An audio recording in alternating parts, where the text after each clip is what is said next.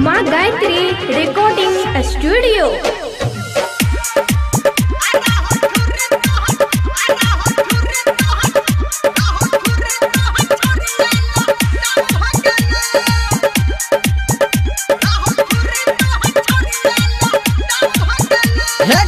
छोट रहो टुकला आम भगेलो, छोट रहो टुकला आम भगेलो, रहो ठुरी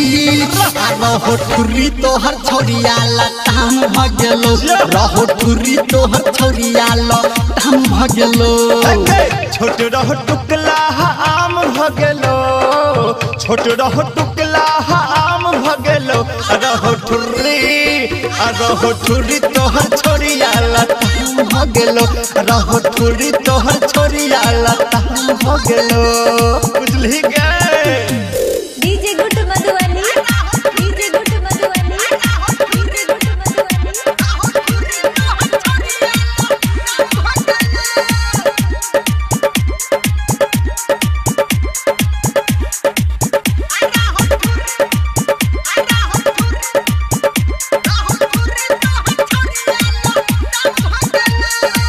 चढ़ल जवानी तोहर भेलो उमर गे, आगू नहीं छौ तोरा छौरा सबके डर गे।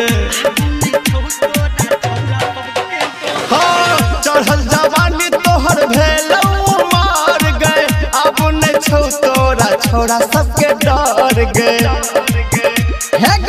महग जवानी के दाम भगेलो, महग जवानी के दाम भगेलो, रहो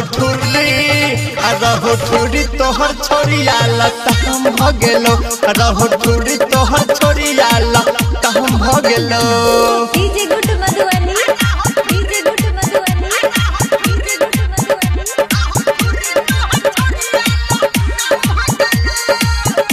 अभी आप सुन रहे हैं सावरिया म्यूजिक।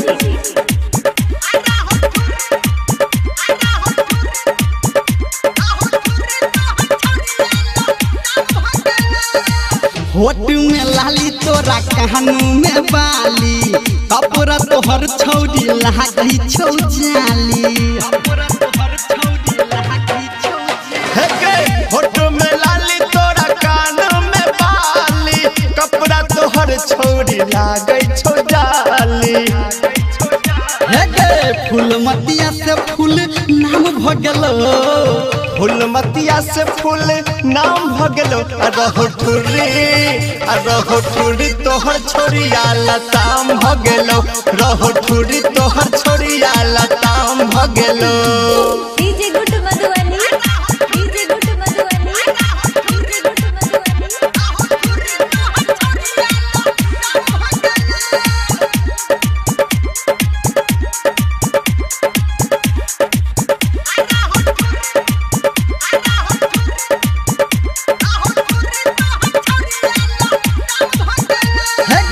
कहो धर्मेंद्र झुनझुन वाला, तोरा जवानी के तोर तहु के साला।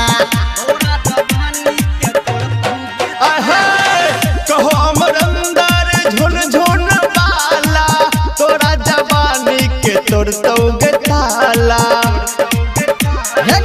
राइटर संतू से काम भगेलो, संजय गौतम से काम भगेलो, रहो ठुरी तोहर छोरिया लताम भगेलो, रहो ठुरी तोहर छोरिया लताम भगेलो। कोना के